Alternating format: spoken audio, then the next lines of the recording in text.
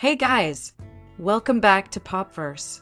Today we're diving deep into episode 12 of The Haunted Palace. If you've missed any earlier episodes, check the links in the description below to catch up, because things just got darker, deeper, and more dangerous. The episode opens with Yori standing by the water's edge, staring at Kangchul's belongings.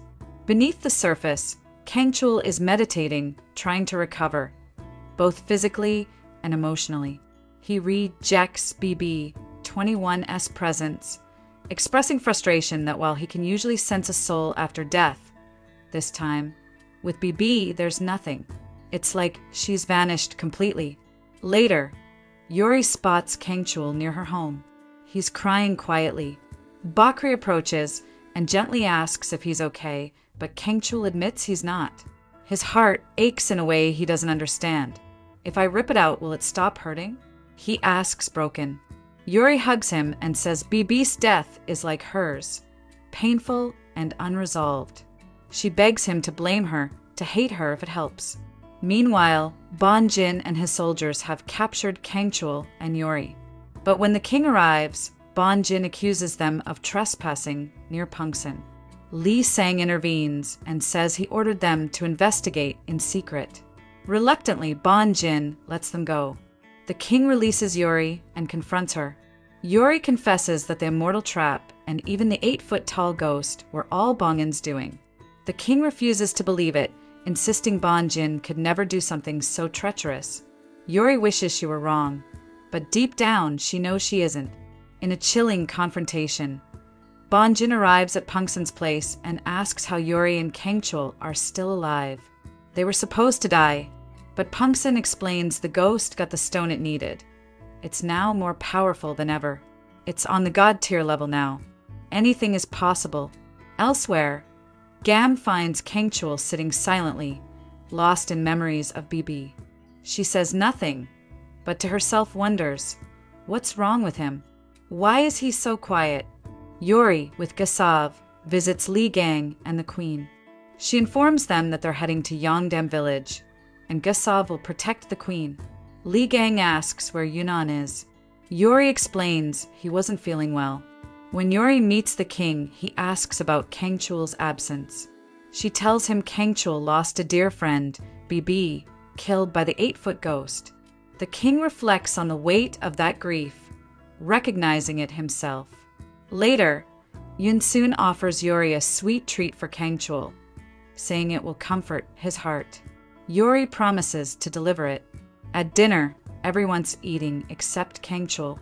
He leaves quietly and later tries to sneak out, but his mother catches him.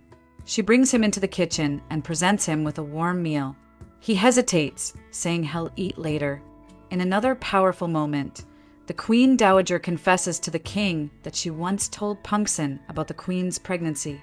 She asks for forgiveness, but when she recently confronted Pungsan, he said it was Bon Jin who manipulated him. Bon Jin ordered him to kill the queen's baby and the former king.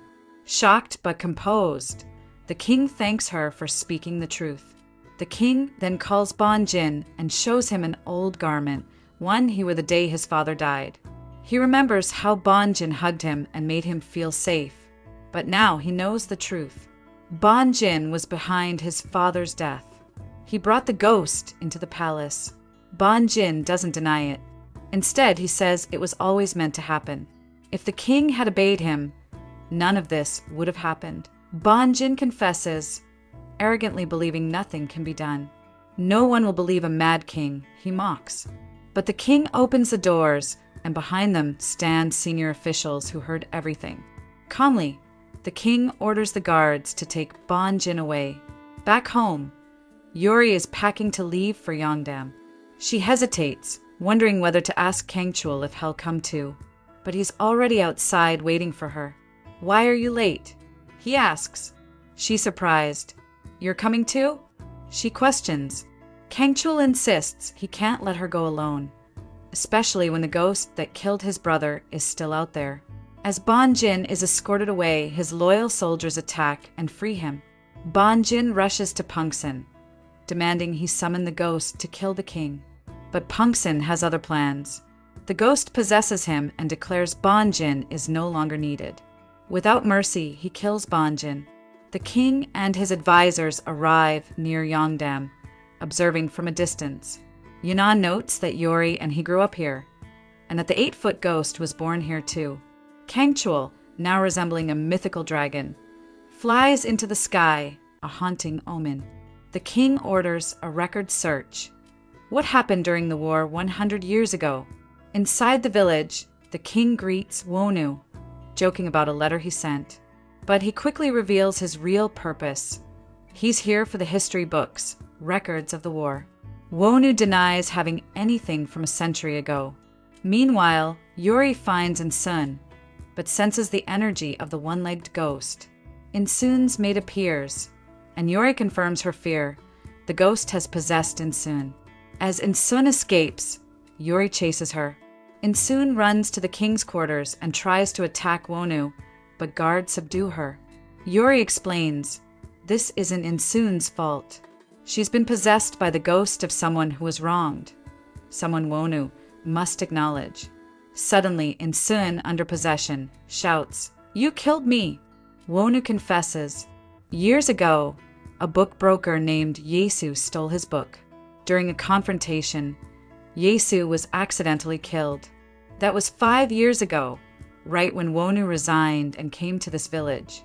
The king processes the implications and says, let's focus on saving your daughter first.